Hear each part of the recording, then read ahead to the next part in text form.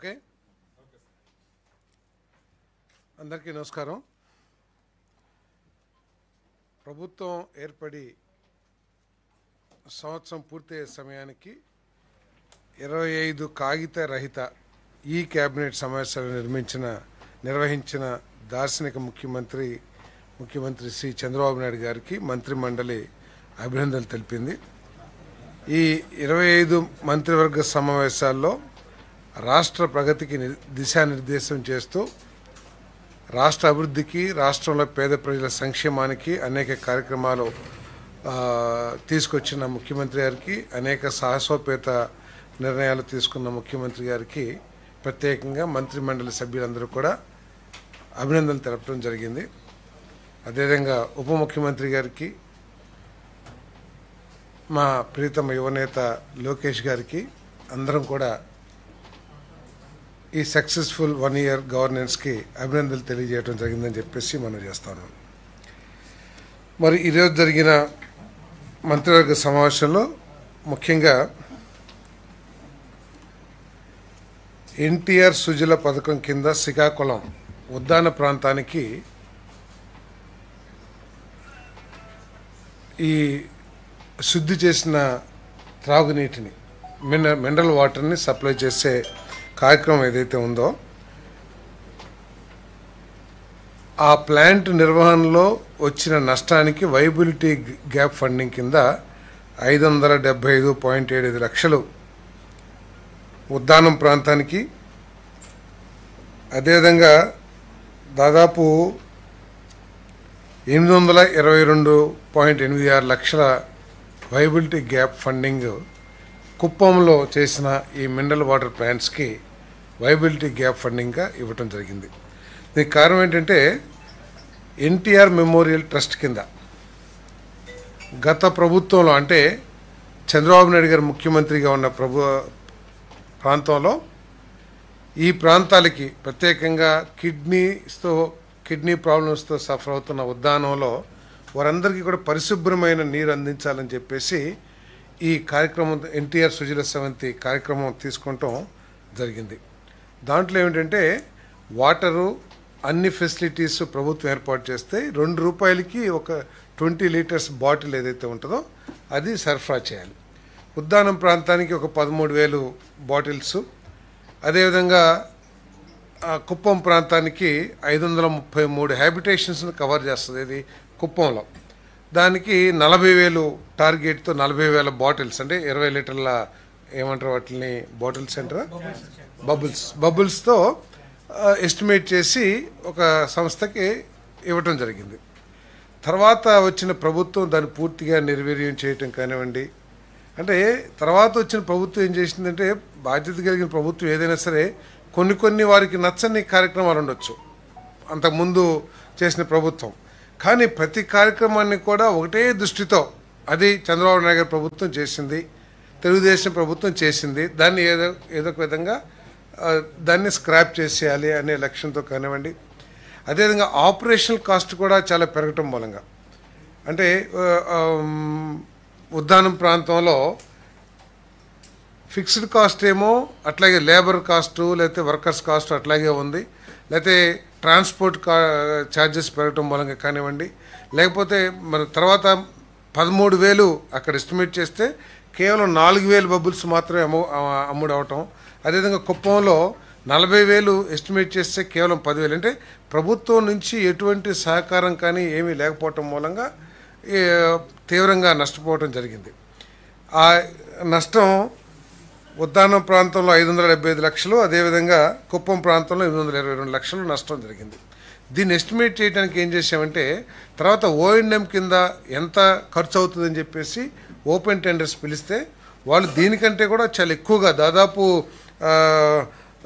దీనికి double cost coat చేశారు. So కాబట్టి వాళ్ళు అడిగింది రీజనబుల్గానే ఉంది, కాబట్టి 1 time సెటిల్మెంట్ కింద ఈ వైబిలిటీ గ్యాప్ ఫండ్ ఇవ్వడానికి నిర్ణయం తీసుకుంటాం జరిగిందని చెప్పేసి మనం చేస్తాము. కాంట్రాక్టర్స్, చిన్న కాంట్రాక్టర్స్, కంపెనీ పేర్లు తెలియదు. అదేవిధంగా కొత్త సంవత్సరం, మన సంవత్సరం పూర్తి చేసుకున్న సందర్భంగా ప్రభుత్వం వచ్చి 1 ఇయర్ అయిన సందర్భంగా 17 మంది యావజ్జీవ ఖైదీలకు క్షమాభిక్ష మంజూరు చేయడం జరిగిందని చెప్పేసి మనం చేస్తాను. భారత సుప్రీంకోర్టు ఎస్ఎల్పి క్రిమినల్ నెంబర్ 525/2021లోని ఆదేశాలకు అనుగుణంగా యావజ్జీవ ఖైదీల ముందస్తు విడుదలకు శాశ్వత మార్గదర్శకాలను జారీ చేసిన నేపథ్యంలో ఫిబ్రవరి 1, 2025 నాటికి అర్హులైన 17 మంది యావజ్జీవ ఖైదీలకు ప్రత్యేక క్షమాభిక్ష మంజూరు చేయడానికి హోంశాఖ చేసిన ప్రతిపాదన రాష్ట్ర మంత్రిమండలి ఆమోదం తెలియజేయడం జరిగిందని చెప్పేసి మనం చేస్తాను. నేను ఈ జీవిత ఖైదీలు ఎక్కువ కాలం శిక్ష పడిన వాళ్ళందరూ కూడా వాళ్ళ జీవితంలో మార్పు తెచ్చుకుని లేతే వాళ్ళు ఖైదీలకి పునరావాసం కల్పించాలని చెప్పేసి సమాజంలో పరివర్తనతో వాళ్ళ జీవితంలో మార్పు రావాలని చెప్పేసి ఈ క్షమాభిక్ష ప్రసాదించడం జరిగిందని చెప్పేసి మనం చేస్తాను. వీళ్ళు కానీ మళ్ళీ ఏదైనా క్రిమినల్ యాక్టివిటీస్లో కానీ చట్ట వ్యతిరేక పనుల్లో కానీ ఉంటే ఈ క్షమాభిక్షను రద్దు చేయడానికి కూడా ప్రభుత్వం నిశ్చయం తీసుకుందని చెప్పేసి మనం చేస్తాను. మరి ప్రభుత్వం ఈ జైల్స్ అన్నిటినీ కూడా రిఫార్మ్ చేయాలని ఈ ఖైదీల క్షమాభిక్షకు సంబంధించి ఖైదీల పరివర్తనకు సంబంధించి వీళ్ళందరూ కూడా ఏంటంటే అక్కడ లోకల్ పోలీస్ స్టేషన్స్కి రెగ్యులర్ టచ్లో ఉండి వీరి ప్రవర్తన మీద ఎప్పటికప్పుడు నిఘా సంస్థల ద్వారా కానివ్వండి లేదా పోలీస్ స్టేషన్ ద్వారా కానివ్వండి రిపోర్ట్స్ తెప్పించుకుని వాళ్ళని పర్యవేక్షించడం కూడా జరుగుతుంది. మరి భవిష్యత్తులో కూడా ఈ జైల్స్ని రిఫార్మ్స్ తీసుకురావాలని చెప్పేసి అన్నీ కూడా ప్రభుత్వం ఆలోచన చేస్తుందని చెప్పేసి నేను మనం చేస్తా ఉన్నాను. అదేవిధంగా 248 ఏపీఎస్పీఎఫ్లో 248 కానిస్టేబుల్ను హెడ్ కానిస్టేబుల్స్గా పదోన్నతి ఇవ్వడానికి మరియు కానిస్టేబుల్ సంఖ్యను 248కి తగ్గించడానికి హోంశాఖ చేసిన ప్రతిపాదనకు రాష్ట్ర మంత్రిమండలి ఆమోదం తెలిపింది. అదేవిధంగా వైఎస్ఆర్ జిల్లా పేరును వైఎస్ఆర్ కడప జిల్లాగా మార్చడానికి ఇప్పటికే జారీ చేసిన తుది నోటిఫికేషన్ను ధృవీకరించేందుకు రెవెన్యూ శాఖ చేసిన ప్రతిపాదనను రాష్ట్ర మంత్రిమండలి ఆమోదించడం జరిగిందని తెలియజేస్తాను. రాష్ట్రంలో ఆంధ్రప్రదేశ్ పోలీస్ అకాడమీ స్థాపన కోసం ఇప్పటికే 675 ఎకరాలు ఇవ్వటం జరిగింది. ఇంకా వారికి కావాల్సిన ల్యాండ్స్ని పెన్నవరెడ్డిపల్లి, నూగండుపల్లి, ఆగిరిపల్లి మండలంలో మొత్తం 94.497 సెంట్లు అంటే 94.5 ఎకరాలని మన హోంశాఖకు భూమిని ఉచితంగా బదిలీ చేయడానికి రెవెన్యూ శాఖ చేసిన ప్రతిపాదనకు రాష్ట్ర మంత్రిమండలి ఆమోదం తెలిపింది. ఏలూరు జిల్లాలో నిర్మించి తలపెట్టిన హైదరాబాద్ ఐ ఇన్స్టిట్యూట్కు మాజీ ఐఏఎస్ అధికారిని శ్రీమతి కాసర్నేని దమయంతి వారు దాన ప్రక్రియ అంటే గిఫ్ట్ ఇచ్చారు. ఒక 10 ఎకరాల 88 సెంట్లు భూమిని గిఫ్ట్ ఇవ్వడం జరిగింది. దానికి రిజిస్ట్రేషన్ స్టాంప్ డ్యూటీ ఏదైతే ఉంటుందో దాన్ని రిజిస్ట్రేషన్ ఫీజులు మినాయించేందుకు రెవెన్యూ శాఖ చేసిన ప్రతిపాదన ఆమోదించడం జరిగింది. దమయంతి గారు ఐఏఎస్ మీకు తెలిసి ఉంటుంది. ముఖ్యమంత్రి గారు కూడా వారిని ప్రత్యేకంగా అభినందించడం కూడా జరిగిందని చెప్పేసి మనం చేస్తాను. కేకే రాజు గారు పెదవేగి మండలంలో కార్మిక రంగ సంస్కరణలో భాగంగా పారిశ్రామిక సంస్థలపై విధి విధానాల కూర్పు భారాన్ని తగ్గించేందుకై పరిశ్రమల చట్టం 1948లోని 54, 55, 56, 59, 64, 65, 66 సెక్షన్లో కొన్ని నిబంధనలను ఆంధ్రప్రదేశ్ పరిశ్రమల సవరణ బిల్లు 2025 ద్వారా సవరించేందుకు కార్మిక ఫ్యాక్టరీలు, బాయిలర్లు మరియు బీమా వైద్య సేవల శాఖ చేసిన ప్రతిపాదనకు రాష్ట్ర మంత్రి మండలి ఆమోదం తెలిపిందని చెప్పేసి మనం చేస్తా ఉన్నాను. ఏమండి ఇదంతా ఏంటంటే మన ఎంప్లాయ్మెంట్ ఆఫ్ ఉమెన్కి సంబంధించి ముఖ్యంగా ఉంది. దీంట్లో ముఖ్యమైన ఏంటంటే 66(1)(b)లో section 66(1)(b)లో restriction on women's right night time employment between 7 PM 6 PM ఇంతకుముందు చేస్తానికి లేదు. ఇప్పుడు వాళ్ళు women May work during night time with safe guards like consent, transport, security and CC surveillance.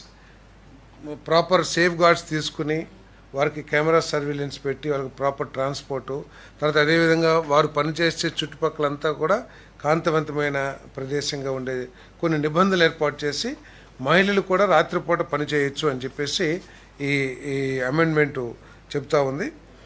అదేవిధంగా section 54లో 9 hours per day maximum చేసేదైతే ఇప్పుడు అది 10 గంటలకి పెంచి పర్ డే 10 hours పెంచడం జరిగింది. సెక్షన్ 55లో ఇంతకుముందు 5 hours-కి 1 hour రెస్ట్ ఉండేది, ఇప్పుడు 6 hours-కి రెస్ట్ పీరియడ్ని మార్చారు. 6 hours-కి ఒకసారి రెస్ట్ వచ్చేట్లు. అదేవిధంగా section 56 maximum spread over 10.5 hours అయితే ఇప్పుడు ఎక్స్టెండెడ్ టు 12 hours, అంటే మొత్తం 12 hours దాకా పనిచేసే అవకాశాన్ని కల్పిస్తూ ఉంది. అదేవిధంగా ఓవర్ టైం సెక్షన్ 64 ప్రకారం ఇంతకుముందు 50 కానీ 75 గంటలు కానీ మాత్రమే ఓవర్ టైం చేస్తానికి అవకాశం ఉండేది. బట్ ఇప్పుడు 144 hours 144 hours per quarter over time చేస్తానికి అవకాశం కల్పించే విధంగా ఈ చట్టాలని అమెండ్మెంట్ చేయడం జరిగిందని చెప్పేసి మనం చేస్తున్నాం. ఇదంతా ఏంటంటే ఈజ్ ఆఫ్ డూయింగ్ బిజినెస్లో భాగంగా ఈ నిబంధనలను అమెండ్మెంట్ చేయడం జరిగిందని చెప్పేసి కూడా ఈ సందర్భంగా తెలియజేస్తా ఉన్నాను. అదేవిధంగా ఇప్పుడు ఇంతకుముందు ఉమెన్ ఎంప్లాయ్మెంట్ డ్యూరింగ్ నైట్ టైంకి సంబంధించి కొన్ని నిబంధనలు ఉంటే women May work during night time with certain, ఇందాక చెప్పాను కదా, సీసీ కెమెరా సర్వేలియన్స్, ప్రాపర్ సేఫ్టీ, తర్వాత వారికి మంచి వసతులు అవన్నీ కూడా ఉంటే పని చేయొచ్చు అని చెప్పేసి కూడా ఈరోజు ఈ చట్టం మార్చడం జరిగిందని చెప్పేసి మనం చేస్తాను. ఫ్యాక్టరీస్లో ఏమంటే అంటే ఆదాయం పెరిగింది కదా, ఎక్స్ట్రా వర్క్ చేస్తారు. ఓటీ ఇప్పుడు ఇంతకుముందు 50 గంటలే చేస్తానికి అవకాశం ఉండేది, ఇప్పుడు 144 గంటలు చేస్తానికి అవకాశం ఉంది. దానివల్ల ఆదాయం కూడా పెరుగుతుంది. అదేవిధంగా ఇది నిబంధనల మూలంగా ఏంటంటే ఉమెన్ వ్యవస్థీకృత రంగంలో కూడా, అంటే ఫార్మల్ సెక్టర్స్, ఇంతకుముందు చిన్న కుటీర పరిశ్రమలు అయితే చిన్న పరిశ్రమలు పనిచేసేవాళ్ళు, ఇప్పుడు ఎస్టాబ్లిష్డ్ ఫ్యాక్టరీస్ కానివ్వండి లేకపోతే కార్పొరేట్ సెక్టర్స్లో కూడా పనిచేయడానికి వాళ్ళకి అవకాశం లభిస్తుందని చెప్పేసి మనం చేస్తాం. Empowers women economically and promotes gender inclusion in industrial growth, అంటే పారిశ్రామిక అభివృద్ధిలో లింగ వివక్ష లేకోకుండా అందరికి కూడా అవకాశం కల్పించే విధంగా, తర్వాత ఉమెన్ సాధికారత కూడా లభిస్తుందని చెప్పేసి దీని ఉద్దేశం అని చెప్పేసి తెలియజేస్తాను. Supports employment in continuous process industries, అంటే కొన్ని ఇండస్ట్రీస్ ఉంటాయి, ఒక్కసారి స్టార్ట్ చేస్తే మళ్ళీ ప్రాసెస్ చివరి వరకు కూడా అదే ఎంప్లాయీస్ ఉండటం మూలంగా వీరికి అదనపు జీతాలు కూడా లభ్యం అవడానికి అవకాశాలు ఉంటాయి ఈ అమెండ్మెంట్స్ ద్వారా అని చెప్పేసి నేను చేస్తాను. అదేవిధంగా గ్లోబల్ ప్రాక్టీసెస్ ఏదైతే ఉన్నాయో అవన్నీ కూడా ఇక్కడ కూడా అమలు చేయడానికి ఈ చట్ట అమెండ్మెంట్స్ పనిచేస్తామని చెప్పేసి తెలియజేస్తాం. దీని మూలంగా ఏంటంటే ఫ్యాక్టరీలు కూడా పెట్టుబడి పెట్టేవాళ్ళు మన రాష్ట్రానికి రావడానికి, అంటే ఈ కార్మిక చట్టాలు ఇవన్నీ కూడా వారికి కూడా కార్మికులతో పాటు వారికి కూడా అనుకూలంగా ఉంటే పెట్టుబడులకి ఎక్కువగా వస్తారని చెప్పేసి, అదేవిధంగా గ్లోబలైజేషన్ ప్రతి రంగంలో కూడా అవుతూ ఉంది. గ్లోబల్లో ఏ రూల్స్ అయితే ఉన్నాయో ఆ రూల్స్ని ఇక్కడ కూడా ఇంప్లిమెంట్ చేయడానికి ఈ అమెండ్మెంట్స్ తీసుకురావడం జరిగిందని చెప్పేసి మనం చేస్తాం. వాళ్ళు చేసే వాళ్ళకే ఇస్తాము. సరే, అదే మహిళలు చేయగలిగిన వాళ్ళే చేస్తారు. వాళ్ళు చేస్తానికి ఇప్పుడు ఇంతకుముందు చేసే ఇంట్రెస్ట్ ఉన్నా వారికి ఫిజికల్ ఫిట్నెస్ ఉన్నా కూడా చేయటానికి అవకాశం లేదు చట్ట ప్రకారం. కానీ ఇప్పుడు ఏంటి, ఒకవేళ సపోజ్ షీఈస్ క్యాపబుల్ ఎనఫ్ అనుకోండి, వాళ్ళ కుటుంబ పరిస్థితులు కానీ ఆమె పరిస్థితులు కానీ పని చేయడానికి దోహదపడేటైతే పని చేసుకుంటానికి అవకాశం కల్పించింది. స్పిన్నింగ్ వీల్ ఇవన్నీ సో ఇప్పుడు చట్టపరంగా వాళ్ళకి అవకాశాలు కల్పి ఏమండి, కార్మిక సంఘాలు ఏమి వ్యతిరేకించండి.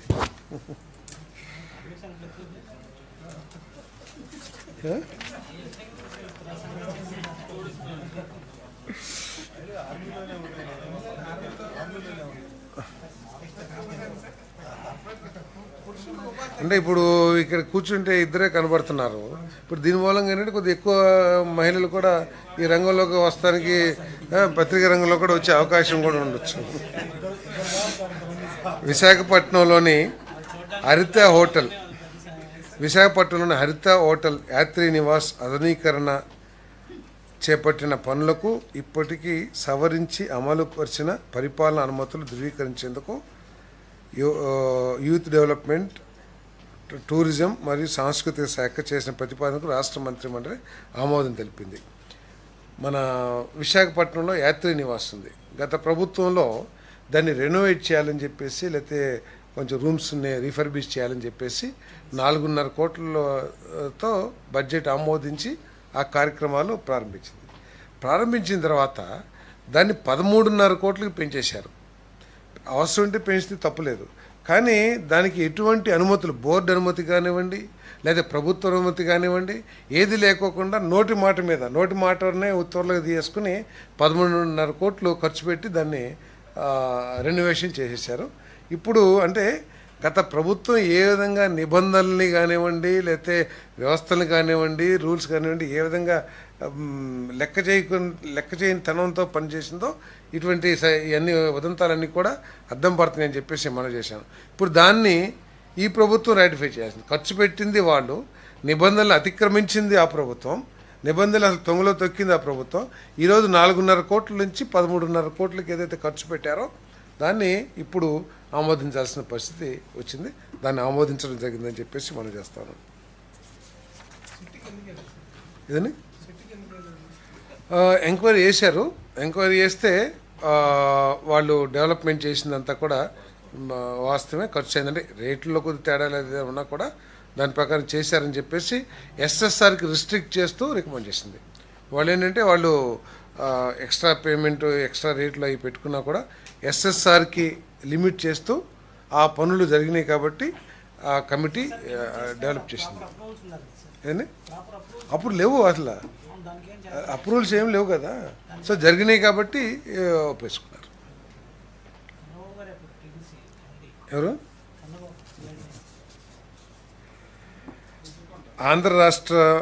ఆంధ్రప్రదేశ్ రాష్ట్ర క్వాంటమ్ మిషన్ స్థాపనకు ఐటీ, ఎలక్ట్రానిక్స్ మరియు కమ్యూనికేషన్ శాఖ చేసిన ప్రతిపాదనకు రాష్ట్ర మంత్రిమండలి ఆమోదం తెలిపింది. భారతదేశ జాతీయ క్వాంటమ్ మిషన్లో భాగంగా అమరావతిలో క్వాంటమ్ వ్యాలీని స్థాపించి క్వాంటమ్ కంప్యూటింగ్, కృత్రిమ మేధ, ఆర్టిఫిషియల్ ఇంటెలిజెన్స్ మరియు సైబర్ సెక్యూరిటీ రంగాల్లో పరిశోధనలను ముందుకు తీసుకువెళ్లేందుకు ఐఐటి మద్రాస్, టీసీఎస్, ఐటీఎం వంటి సంస్థలతో కలిసి పనిచేసి తద్వారా ప్రపంచ స్థాయి పరిశోధకులను ఆకర్షించి అంతర్జాతీయ పెట్టుబడులను రాష్ట్రంలోకి తీసుకురావాలనే లక్ష్య సాధనకు ఈ నిర్ణయం ఉపకరిస్తుంది. మీ అందరికీ తెలుసు, మన ప్రీత ముఖ్యమంత్రి చంద్రబాబు నాయుడు గారు దాదాపు 30 ఏళ్ల క్రితమే ఏ విధంగా అయితే ఐటీ రంగాన్ని, సాఫ్ట్వేర్ రంగాన్ని ఉమ్మడి ఆంధ్రప్రదేశ్లో తీసుకురావడానికి కృషి చేశారో మరి మీరందరూ కూడా తెలిసిన విషయమే. ముఖ్యమంత్రి గారు సాక్షాత్తు అమెరికాలో సిలికాన్ వ్యాలీ అన్ని సాఫ్ట్వేర్ కంపెనీలకు వెళ్ళి మన రాష్ట్రంలోకి సాఫ్ట్వేర్ రంగాన్ని తీసుకురావడానికి ఏ విధంగా ప్రయత్నం చేశారో ఇప్పుడు మళ్ళీ అటువంటి ప్రయత్నాన్ని క్వాంటమ్ వ్యాలీ స్థాపించడం ద్వారా, క్వాంటమ్ కంప్యూటింగ్ని ఇక్కడ డెవలప్ చేయడం ద్వారా ఈ రాష్ట్రాన్ని మళ్ళీ క్వాంటమ్ రంగంలో నెంబర్ 1గా తీసుకురావాలని చెప్పేసి ముఖ్యమంత్రి గారు ప్రయత్నం చేస్తూ ఉన్నారు. మరి ఈ క్వాంటమ్ వ్యాలీ ఏదైతే ఉందో ఈ రంగాన్ని స్థాపించడం కోసం దేశంలో ఇతర ముఖ్యమంత్రులు అందరూ కూడా కృషి చేసినా కూడా ఈ అంతర్జాతీయ సంస్థలు ఐబిఎం కానివ్వండి, టాటా కానివ్వండి, వీళ్ళంతా మన చంద్రబాబు నాయుడు గారు, ముఖ్యమంత్రి చంద్రబాబు నాయుడు గారి నాయకత్వంలో, ఐటీ మినిస్టర్ లోకేష్ గారు నాయకత్వంలో పనిచేయటానికి ఉత్సాహం చూపించడం మూలంగా ప్రధానమంత్రి గారు ఇక్కడనే క్వాంటమ్ వ్యాలీని ప్రోత్సహించమని చెప్పేసి మరి కేంద్ర ప్రభుత్వ ఉన్నతాధికారులకు సూచన చేయటం, తద్వారా ఇక్కడ ఆ కార్యక్రమం చేయడం జరుగుతుందని చెప్పేసి నేను మనవి చేస్తాను. భారతదేశం క్వాంటమ్ కంప్యూటింగ్ రంగంలో 6th ప్లేస్లో ఉంటే భారతదేశంలో ఆంధ్రప్రదేశ్ నెంబర్ 1 స్థానంలో ఉందని చెప్పేసి నేను ఈ సందర్భంగా తెలియజేస్తున్నాను. భవిష్యత్తులో ప్రపంచంలోనే హయ్యెస్ట్ ఈ క్వాంటమ్ కంప్యూటింగ్ని వినియోగించుకునే ప్రాంతాల్లో ఆంధ్రప్రదేశ్ నెంబర్ 1గా వెలుగొందుతుందని చెప్పేసి కూడా నేను మనవి చేస్తాను. మరి క్వాంటమ్ కంప్యూటింగ్లో స్కూల్స్ దగ్గర నుంచి యూనివర్సిటీ వరకు కూడా దీంట్లో ఇన్వాల్వ్ అయ్యేట్టు, ఎందుకంటే అల్గారిథమ్స్ వాటన్నిటి కూడా డెవలప్ చేయడానికి యూనివర్సిటీలో స్కూల్స్ దగ్గర నుంచే విద్యార్థులకి తర్ఫీదు ఇవ్వటం కానివ్వండి, లేకపోతే యూనివర్సిటీలో రీసెర్చ్లు చేయటం కానీ ఈ మిషన్లో భాగం అని చెప్పేసి కూడా నేను మనవి చేస్తాను. ఈ క్వాంటమ్ మిషన్కి ఇప్పటికే ఒక కమిటీని కూడా ఏర్పాటు చేయడం జరిగింది. ఏది దేశంలో ఈ రంగంలో నిష్ణాతులైన వ్యక్తులతో ఒక కమిటీని కూడా ఏర్పాటు చేయడం జరిగింది. ఇది త్వరలో ఈ క్వాంటమ్ వ్యాలీని కూడా స్థాపించడానికి 50 ఎకరాలు 50 ఏకర్స్ మన అమరావతిలో కేటాయించి ఇక్కడ డెవలప్ చేయడానికి కూడా మరి చర్యలు తీసుకుంటున్నామని చెప్పేసి మనం చేస్తాను. భవిష్యత్తులో 5 నుంచి 10 సంవత్సరాలలోపు ఆంధ్రప్రదేశ్ ఈ రంగంలో నెంబర్ 1 స్థాయికి వెళ్ళి ఈ రాష్ట్రంలోని లక్షలాది మంది వేలాది మంది యువకులకి ఏ విధంగా అయితే సాఫ్ట్వేర్ రంగంలో మన తెలుగువారు ఉన్నత స్థానంలో ఉన్నారో ఈ రంగంలో కూడా ఉన్నత స్థానాలకు వెళ్ళి ఈ రాష్ట్ర ప్రగతికి ఉపయోగపడుతుందని చెప్పేసి కూడా ఈ సందర్భంగా తెలియజేస్తాను నేను.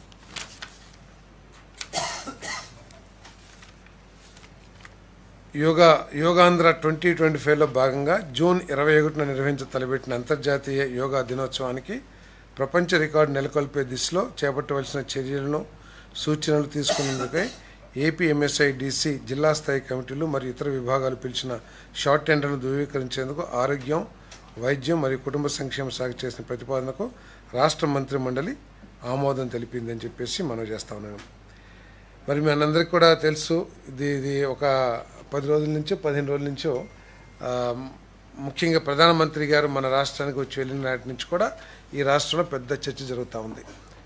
ముఖ్యమంత్రి గారి ఆలోచన, ఈ రాష్ట్ర ప్రభుత్వం యొక్క ఆలోచన ఏమిటంటే గతంలో వరల్డ్ రికార్డ్ సూరత్లో 153,000 మంది ఒకేసారి యోగా చేసి ఒక రికార్డు స్థాపించారు. దాన్ని అధిగమించి 5 లక్షలు ఒకే చోట యోగా కార్యక్రమాన్ని నిర్వహించి అది కూడా ప్రధానమంత్రి గారు ముఖ్యమంత్రి గారి సమక్షంలో నిర్వహించి ఆంధ్రప్రదేశ్కి గొప్ప రికార్డుని తీసుకురావాలని చెప్పేసి ముఖ్యమంత్రి గారు కృషి చేస్తున్నారు. దీంట్లో భాగంగా 5 లక్షల మంది ఒకే స్థానంలో యోగా చేయడమే కాకుండా రాష్ట్ర వ్యాప్తంగా కూడా 2 కోట్ల మందిని ఈ యోగా దినోత్సవంలో పాలు పంచుకునే విధంగా చర్యలు తీసుకుంటానికి ప్రభుత్వం కృషి చేస్తుందని చెప్పేసి మనం చేస్తున్నాం. ఇప్పటికే జిల్లాల్లో మండలాల్లో ఈ కార్యక్రమాన్ని పెద్ద ఎత్తున ప్రభుత్వ అధికారులు కానివ్వండి, స్కూల్స్ కానివ్వండి, వీళ్ళందరూ కూడా ఈ కార్యక్రమాన్ని నిర్వహిస్తూ ఉన్నారు. మరి భవిష్యత్తులో కూడా ఆరోగ్యం కోసం, ఎందుకంటే ఇదేదో ఒక కార్యక్రమం రాజకీయ కార్యక్రమం లెక్క కాకుండా భవిష్యత్తులో యువతకు కూడా ఉపయోగపడే విధంగా మన ఆ హెల్దియర్ ఆంధ్రప్రదేశ్ని సాధించే దిశలో భాగంగా ప్రతి స్కూల్లోనూ ప్రతి కాలేజీలో కూడా అందరూ కూడా దీన్ని ప్రాక్టీస్ చేయాలనే లక్ష్యంతో మరి ఈ కార్యక్రమాన్ని ప్రభుత్వం నిర్వహిస్తుందని చెప్పేసి మనం చేస్తా ఉన్నాను. మరి దీనికోసం మాస్ ర్యాలీస్ మండలాల్లో జిల్లాల్లో కండక్ట్ చేయడం కానివ్వండి, మరి మాస్ యోగా డెమోన్స్ట్రేషన్స్ ఇవన్నీ కూడా చేస్తున్నాం. అందరూ పాలు పంచుకోవాలని ముఖ్యమంత్రి గారు స్పెషల్గా చెప్తా ఉన్నారు. ప్రభుత్వ ఉద్యోగస్తులు కానివ్వండి, స్టూడెంట్స్ కానివ్వండి, ఈవెన్ సెలబ్రిటీస్ కూడా, ఆఖరికి మన తెలుగు సెలబ్రిటీస్ ఎవరైతే ఉంటారో వారిని ప్రత్యేకంగా మన టూరిజం మినిస్టర్ గారు వెళ్ళి ఇన్వైట్ చేసి వారిని కూడా దీంట్లో పాలు పంచుకోమని కోరటం జరుగుతుంది.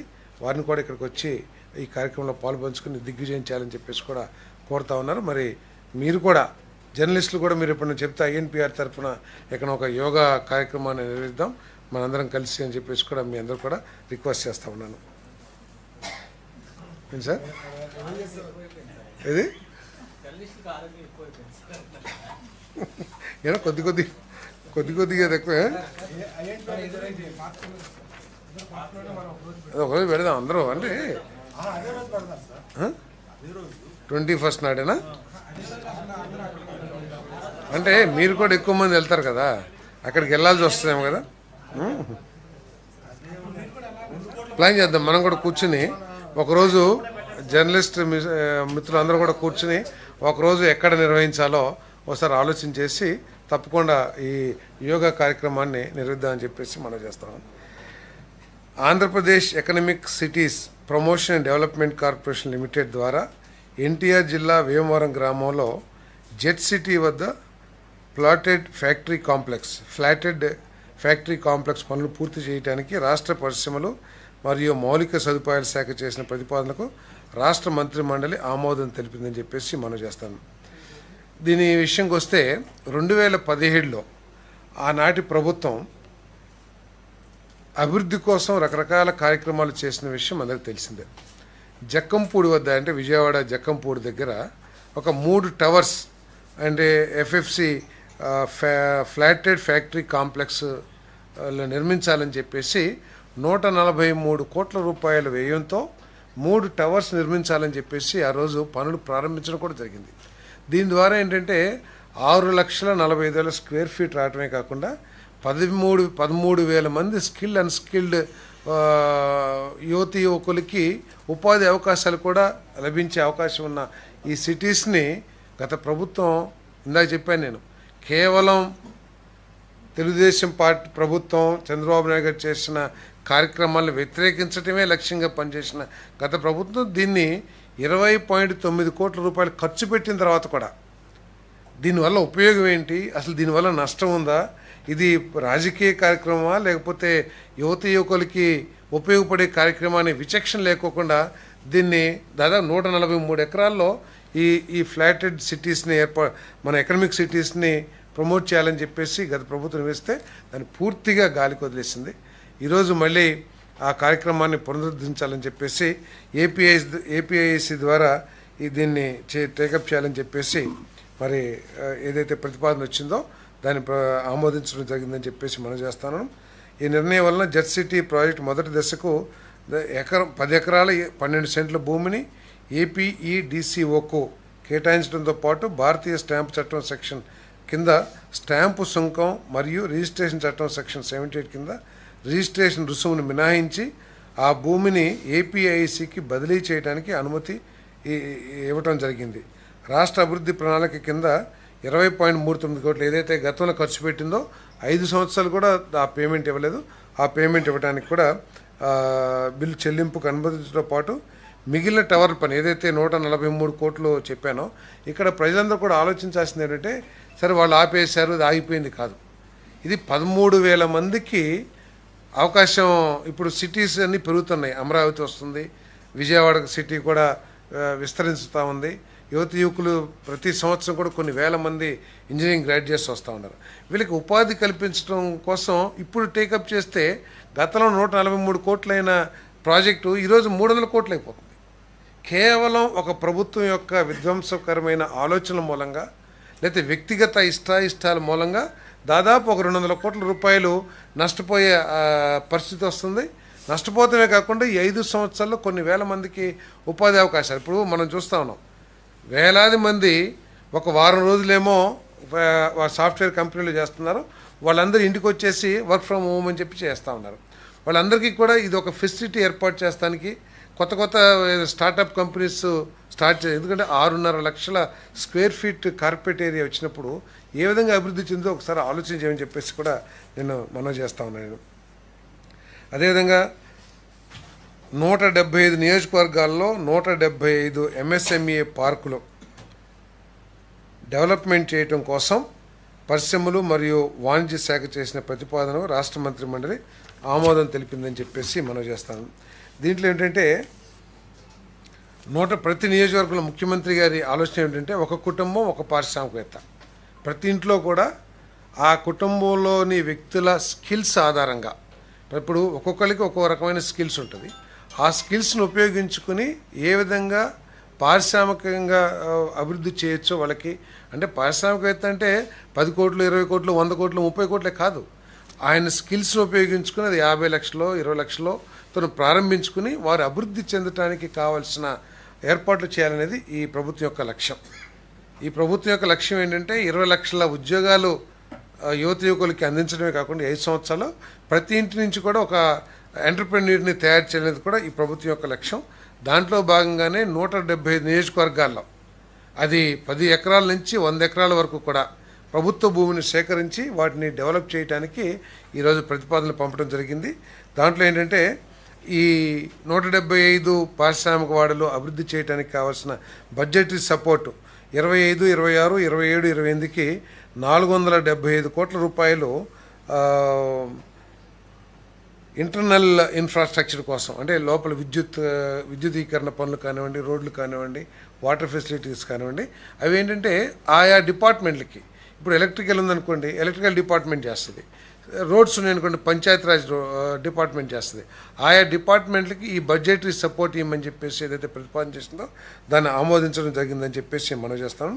అదేవిధంగా బడ్జెటరీ సపోర్ట్ ఆఫ్ రూపీస్ 600 కోట్ల రూపాయలు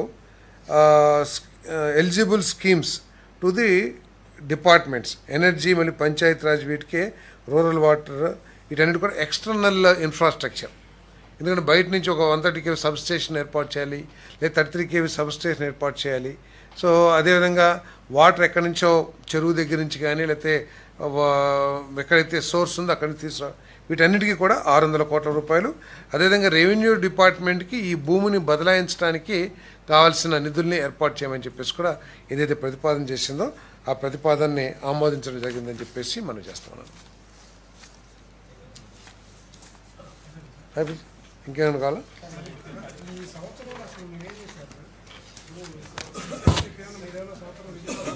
ఏమండి,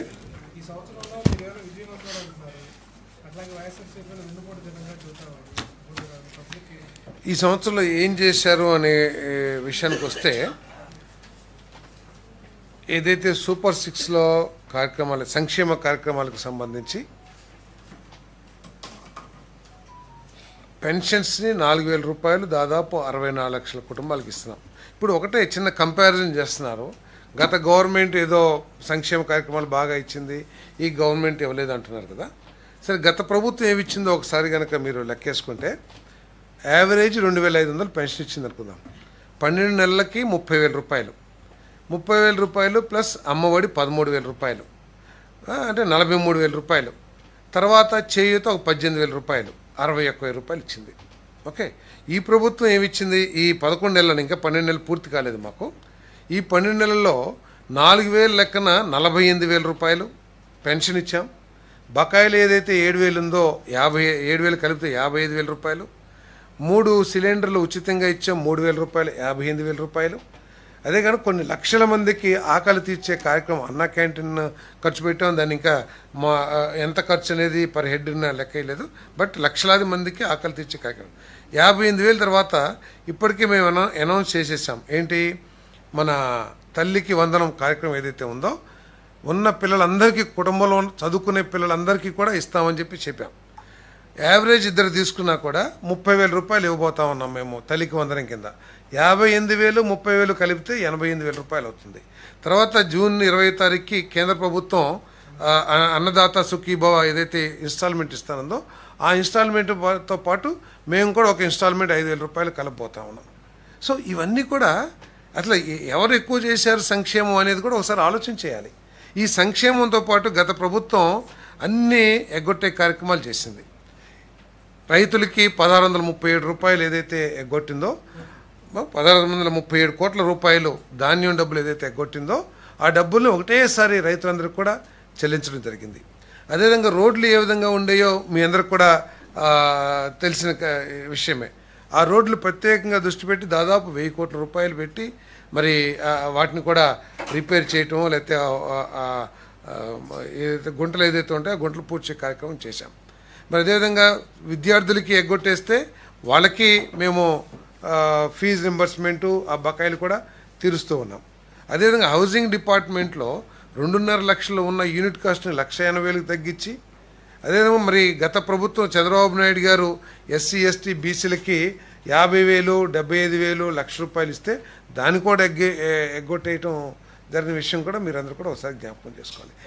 ఇవన్నీ పక్కన పెడితే డెవలప్మెంట్ కింద గత అమరావతి శంకుస్థాపనలు ప్రధానమంత్రి గారితో చేపించాం.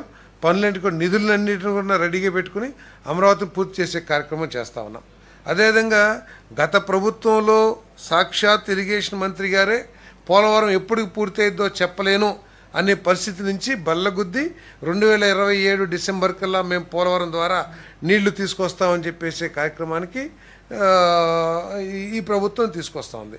దీంతోపాటు దాదాపు 7 లక్షల కోట్ల రూపాయల పెట్టుబడులు. గతంలో పెట్టుబడిదారులు పారిశ్రామికవేత్తలు పారిపోతే ఈ రాష్ట్రం నుంచి, అంటే పారిపోయారని నేను ఏదో ఉపన్యాసం కిందో లేదా రాజకీయంగా చెప్పట్లా. నా కాన్స్టిట్యున్సీ పక్కన అశోక్ లేలాండ్ అనే కంపెనీ ఉంది.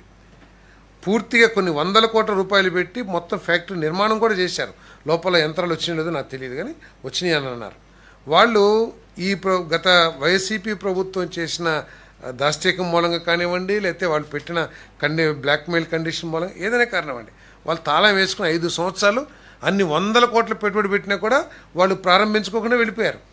మళ్ళీ అదే అశోక్ లేలాండ్ ఈ ప్రభుత్వం వచ్చిన 5-6 నెలలకే లోకేష్ గారితో ప్రారంభింపచేసింది ఆ ఫ్యాక్టరీని. మరి ఏం జరిగింది గత ప్రభుత్వం అనేది ఒకసారి ఆలోచించాలని చెప్పేసి మనం చేస్తాము. అదేవిధంగా 7 లక్షల కోట్ల రూపాయల పెట్టుబడులు ఏదో పేపర్ మీద లేకపోతే ఎంఓయూలు కాదు, డైరెక్ట్గా పనులు ప్రారంభించిన ఆర్సిలరీ మెట్లు కానివ్వండి, బీపీసీఎల్ కానివ్వండి, లేదా ఎన్టీపీసీ గ్రీన్ హైడ్రోజన్ కానివ్వండి, మరి రిలయన్స్ కానివ్వండి, ఇవన్నీ కూడా మరి పెట్టుబడులు వస్తూ ఉన్నాయి. తద్వారా 4.5 లక్షల యువకులకి 2027 కల్లా ఉద్యోగ అవకాశాలు కల్పించే పరిస్థితి వస్తుంది. మేము విద్యారంగంలో చాలా అభివృద్ధి చేసామంటారు. విద్యారంగంలో ఏం చేశారు? టీచర్లు ఒక్కళ్ళన్నా అపాయింట్ చేశారా? అసలు విద్యకు కావాల్సింది టీచర్లా, బిల్డింగ్లా? టీచర్ని పెట్టి తర్వాత ఇన్ఫ్రాస్ట్రక్చర్ కూడా అవసరం. ముందు అసలు ఇప్పుడు మీరు కాదు కానీ మా తరంలో, మాకంటే ముందు తరంలో చెట్ల కింద కూడా కూర్చొని చదువుకున్నారు. బ్రహ్మాండ అబ్దుల్ కలాం గవర్నమెంట్ స్కూల్ నుంచే వచ్చారు, లేకపోతే ఇప్పుడున్న ఐఏఎస్ అధికారుల్లో సగం మంది గవర్నమెంట్ నుంచే వచ్చారు. వాళ్ళు చెట్ల కింద చదువుకున్నారో, లేకపోతే సాక్షాత్ అంబేద్కర్ గారు వీధి దీపాల కింద చదువుకున్నారు. అంటే పాఠాలు చెప్పే, విద్యాబుద్ధులు నేర్పే పంతులు గారు ఉంటే తప్పకుండా చదువుతారు. తర్వాత ఇన్ఫ్రాస్ట్రక్చర్ కూడా కావాలి, వద్దని చెప్పేసి అంటలా. కానీ ఇన్ఫ్రాస్ట్రక్చర్ని చేసి టీచర్ లేకోకుండా ఏ విధంగా విద్యాబుద్ధులు నేర్పిస్తారో? ఇది ఎట్లా ఉందంటే ముందు తాడు కొనుక్కొచ్చి గ్యాస్ లేకుండా గ్యాస్ వస్తుందని కొన్నట్టుంది. సో అందుకని మేము ఈరోజు 16,300 మందికి డిఎస్సి ద్వారా టీచర్ని నియమిస్తున్నాం. సో ఇవన్నీ కూడా ఈ సంవత్సరంలోనే చేయడం జరిగింది. రాబోయే రోజుల్లో కూడా ఇదే విధంగా ఇప్పుడు పోలవరం బనకచెర్ల ఉంది. ఎప్పుడన్నా ఆలోచన అసలు అటువంటి ఆలోచన గత ప్రభుత్వంలో ఎక్కడన్నా డిస్కషన్ జరిగిందా అని చెప్పేసి అడుగుతా ఉన్నాను. మేమే కొత్తగా నీళ్ళను సృష్టించలా. మేమేంటి సముద్రంలోకి వెళ్ళే వాటర్ని ఏ విధంగా ఈ రాష్ట్ర అభివృద్ధి కోసం వినియోగించుకోవాలనే ఆలోచన ఒక్కటే మాకుంది. సో దాంతో 81,000 కోట్ల రూపాయలతో పోలవరం బనకచెర్ల కార్యక్రమం ఏదో పేపర్ మీద ఉపన్యాసానికి ముఖ్యమంత్రి గారు చెప్పలా. మా రాష్ట్ర ప్రభుత్వం నుంచి ఒక హై పవర్ కమిటీ వెళ్ళింది, కేంద్ర ప్రభుత్వంతో చర్చలు జరిగినాయి. కేంద్ర ప్రభుత్వంతో ఒక ఫైనాన్షియల్ మొడాలిటీ కూడా వర్కౌట్ చేశారు. 50% ఈఏపీ అంటే external aided project funding, 20% central government, 10% రాష్ట్ర ప్రభుత్వం, అదేవిధంగా 20% హ్యామ్ మోడల్లో తీసుకునే విధంగా ప్రాజెక్టు రూపకల్పన జరిగింది. ఒక నెలలో ఇరిగేషన్ డిపార్ట్మెంటు ఈ ప్రాజెక్టుకి సంబంధించి డిపిఆర్ కూడా సబ్మిట్ చేయబోతూ ఉంది. ఒకవేళ అది వచ్చిందనుకోండి, ఈ రాష్ట్రంలో పరిస్థితి ఏంటో ఒకసారి ఆలోచించామని చెప్పేసి అడుగుతా ఉన్నాను. సో అదేవిధంగా మరి మిగిలిన మా దగ్గర చింతలపూడి ప్రాజెక్ట్ ఉంది. 4,500 కోట్ల రూపాయలు ఖర్చు పెట్టిన తర్వాత గత ప్రభుత్వంలో ఒక 100 కోట్లు కూడా ఖర్చు పెట్టాల. అది గాలికి వదిలేశారు. ఎంత నష్టం? టిట్కో ఉంది, ఎంత నష్టం? ఇంత విధ్వంసం చేసిన తర్వాత మేమేదో సక్సెస్ఫుల్గా చేసాం, ఏదో వెన్నుపోటు. అంటే ఇక వెన్నుపోట్ల గురించి వస్తే అందరు చెప్తున్నారు, పేపర్లో కూడా పడ్డాయి. తల్లి చెల్లిని ఏ విధంగా చేసింది, బాబాయిని ఏ విధంగా చేసింది, వాటన్నిటి దృష్టికి నేను వెళ్ళదలుచుకోలేదు. కానీ మా ప్రభుత్వంలో ఎటువంటి అభివృద్ధి జరిగిందని చెప్పేసి మాత్రం గట్టిగా చెప్పాలని చెప్పేసి కూడా మనం చేస్తాం. వాళ్ళు ఏదో రాజకీయ కార్యక్రమాల కోసం ఇప్పుడు వెళ్ళారు. ఆయన నిజంగా వాళ్ళు వెళ్ళదగ్గ క్యారెక్టర్సేనా? ఆ ప్రభుత్వంలోనే రౌడీ షీట్ ఓపెన్ చేశారు. ఈ ప్రభుత్వం రౌడీ షీట్ ఓపెన్ చేసిన వాళ్ళు కాదు వాళ్ళు. ఆ ప్రభుత్వమే రౌడీ షీట్ ఓపెన్ చేసింది. వాళ్ళ కోసం సానుభూతి కలుపుతుంటే పోనీ వాళ్ళు చేసే పనులు మంచి, లేకపోతే సమాజ సేవ చేస్తున్నారు, లేకపోతే సమాజంలో మంచి విలువలు పెంపొందించడానికి ప్రయత్నం చేస్తున్నారు, వాళ్ళని పోలీసులో లేకపోతే ఈ ప్రభుత్వం అరెస్ట్ చేస్తుందంటే వెళ్తే పర్వాలా. వాళ్ళు చేసే గంజాయి మత్తులో వాళ్ళు చేసే దౌర్జన్యాలు, పోలీసులనే కొట్టే పరిస్థితి వస్తే అటువంటి వాళ్ళు సపోర్ట్ చేసినంత అవసరం ఏంటి? సో ఇటువంటివన్నీ ఈ సంవత్సరంలో ప్రభుత్వం సక్సెస్ఫుల్గా చేసిన దాంట్లో ఎటువంటి ఇది లేదు. ఏది మీ కొంతమందికి సక్సెస్ మీద భిన్నాభిప్రాయాలున్నా ఈ రాష్ట్రం ఉన్న ఆర్థిక పరిస్థితుల్లో ఇంత చేయటం తప్పకుండా పెద్ద సక్సెస్ అని చెప్పేసి మాత్రం చెప్పగలను.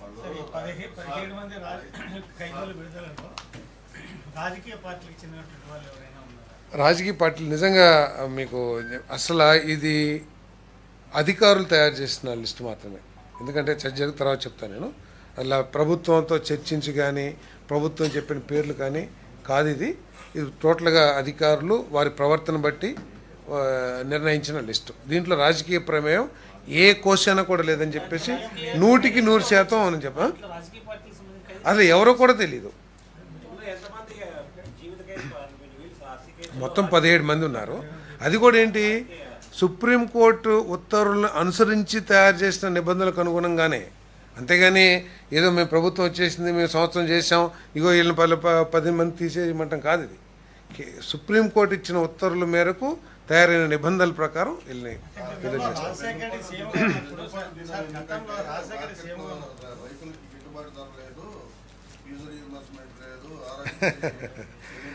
ఆరోగ్యశ్రీ గురించి వాళ్ళు మాట్లాడితే మీరందరూ కూడా వెళ్ళి, మీరు విలేకరులు మీకు అందరికీ యాక్సెస్ ఉంటుంది, ఏ హాస్పిటల్లో ఆరోగ్యశ్రీ టోటల్గా ఆరోగ్యశ్రీని ఆసరా చేసుకుని ఎంతమందికి వైద్యం చేశారో ఒకసారి కనుక్కోండి. గత ప్రభుత్వం ఎన్ని నెలలు ఆరోగ్యశ్రీ బిల్లులు చెల్లించకపోతే, ఎన్ని సంవత్సరాలు ఆరోగ్యశ్రీలో ఉన్న రేట్ల మీద రివ్యూ చేయకుండా ఉంటే ఏ హాస్పిటల్లో చేశారు? హాస్పిటల్ చేయకపోవడమే కాకుండా ఎవరన్నా వచ్చి సీఎం రిలీఫ్ ఫండ్ ఇవ్వమంటే, లేదు ఆరోగ్యశ్రీ పథకం ఉంది కదా మనం 800 చేసాం కాబట్టి మనం సీఎంఆర్ఎఫ్ ఇవ్వమని చెప్పేసి నిర్ద్వందంగా తిరస్కరించేవాళ్ళు. ఈరోజు ఆరోగ్యశ్రీతో పాటు కొన్ని వేల కోట్ల రూపాయలని కొన్ని వేల మందికి, నా నియోజకవర్గంలోనే దాదాపు 700 మందికి సీఎం రిలీఫ్ ఫండ్, ఎల్ఓసి ప్రభుత్వం హాస్పిటల్స్ ఏంటి, మీరు ఎల్ఓసి తీసుకొస్తే మేము చేస్తామన్నప్పుడు ఒకటే రోజులో 24 అవర్స్లో ఎవరు అప్లై చేసినా కూడా వాళ్ళకి ఎల్ఓసి ఇచ్చేసి ఎస్ ఒక 20 లక్షలు, ఇప్పుడే మా పిఏ చెప్తా ఉన్నారు 10 లక్షలకి ఎల్ఓసి వచ్చిందండి వాళ్ళు పిలిచి ఇచ్చేద్దామని. 20 లక్షలకు అతను ఖర్చు అవుతుంటే 10 లక్షలు ఎల్ఓసి ఇచ్చేశారు. అది అప్లై చేసుకో 24 అవర్స్, పొద్దునిస్తే సాయంత్రానికి ఎల్ఓసీలు కూడా ఇచ్చేస్తున్నారు. అదేవిధంగా కొన్ని వేల మందికి, నా నియోజకవర్గంలోనే 700 మందికి ఇచ్చారంటే మొత్తం రాష్ట్రంలో ఎంతమందికి ఇచ్చుంటారు? నాకంటే కూడా యాక్టివ్గా ఉండేవాళ్ళు ఎక్కువ మందికి రిక్వెస్ట్ చేసి తీసుకుంటూ ఉంటారు కదా. సో ఎందుకు ఇవ్వలేదు సీఎంఆర్ఎఫ్? ఒక్కళ్ళు కూడా ఇవ్వాల. పోనీ ఆరోగ్యశ్రీ ఎంత బ్రహ్మాండంగా జరిగిందని నన్ను ప్రశ్నించే మీరు ఎవరైనా సరే చెప్పగలరా? గత ప్రభుత్వంలో ఆరోగ్యశ్రీ బ్రహ్మాండంగా నిబంధనల మేరకు ప్రతి ఒక్క పేషెంట్కి కూడా ఆరోగ్యశ్రీ కిందే వైద్యం జరిగిందని చెప్పగలమా? సో జరిగిందని చెప్పేసి చెప్తే సరిపోద్దా? బకాయిలు చెల్లిస్తమే కాదు, సీఎంఆర్ఎఫ్ కానివ్వండి, ఎల్ఓసి కానీ కొన్ని 100 కోట్ల రూపాయలు ఖర్చు పెడతా ఉంది. అదేవిధంగా హాస్పిటల్స్ బిల్డింగ్స్ అన్నారు జిల్లాకు ఒక ఇదని, దాన్ని పూర్తి చేశారా? ఎక్కడన్నా ఎక్కడ చేయలే. దాన్ని ఏదో ఒక రూపంలో ఆర్థికంగా ఊబిలోకి నెట్టేసినా కూడా ఏదో ఒక రూపంలో ముఖ్యమంత్రి ఉన్న అనుభవాన్ని ఉపయోగించుకొని దాన్ని పూర్తి చేస్తానికి ప్రయత్నం చేస్తున్నారు, పీపీపీ మోడ్లోనో లేదా ఏదో ఒక రూపంలో. సో అందుకని ఏ రంగంలో కూడా ఇంకెందుకన్నారండి వెనుపోటీని రైతుల గురించి వారు మాట్లాడితే ఏం చెప్పాలి? మనందరి మధ్యలో మీ అందరికి కూడా తెలుసు, మీరందరూ కూడా రైతు కుటుంబాలే. ధాన్యం కొని 21 రోజుల్లో ఇస్తాను, మేము ఇప్పుడు 24 గంటల్లో 48 గంటల్లో ఇస్తామని చెప్తున్నాం. 40 గంటలు పక్కన పెట్టండి, వాళ్ళు అఫీషియల్గానే 21 రోజుల్లో ఇస్తానని చెప్పేసి 6-7 నెలలకు కూడా ఇవ్వకోకుండా 1637 కోట్ల రూపాయలు ఎగ్గొడితే ఆ డబ్బుల్ని మేము చెల్లించాం. నిన్న కోకో రైతులకి ధర సరిగ్గా రావట్లేదంటే మేము వెళ్ళి, నేను అచ్చెన్నాయుడు గారు కూర్చుని రైతులతోనూ పరిశ్రమల వాళ్ళతో, కోకో ఫ్యాక్టరీస్ ఉంటాయి కదా వాళ్ళతో మాట్లాడి, మీరు భరించినా సరే భరించకపోయినా సరే మీరు భరించమని చెప్పేసి మేము కోరాం.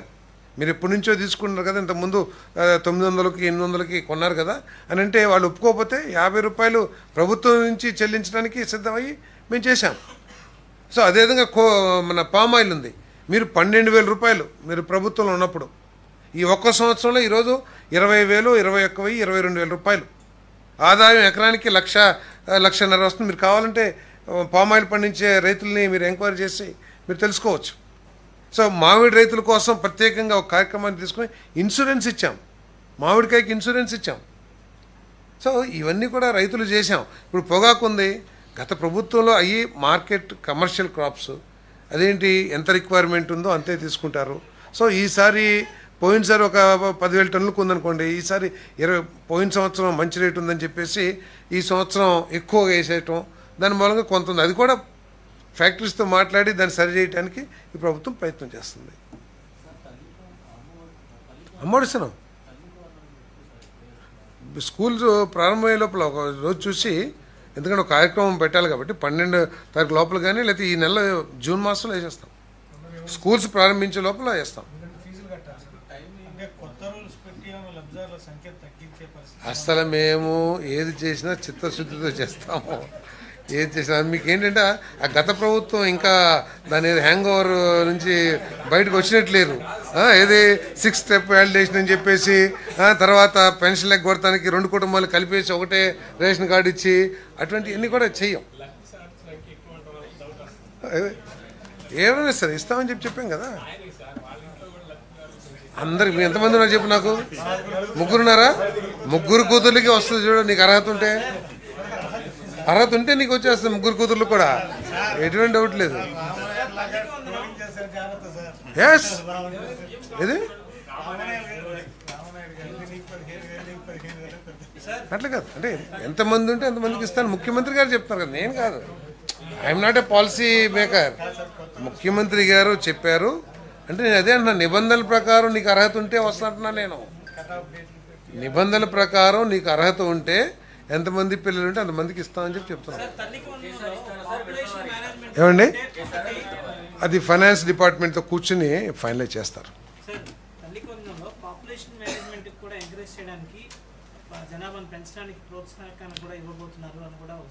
అది నాకు తెలియదు, మీరు చెప్తున్నారు కానీ విద్య మంచి ప్రతి ఒక్కళ్ళు చదువుకోవాలి, డ్రాప్ అవుట్స్ ఉండకూడదు. ప్రతి పేదవాడు కూడా మన ఆర్థిక పరిస్థితుల మూలంగా ఏ పిల్లవాడు కూడా చదువుకు దూరం కాకూడదని పెంచాలి. అంటే ఇప్పుడు చెప్పావు కదా, బహుశా అది ఉపయోగపడొచ్చేమో నాకు తెలియదు.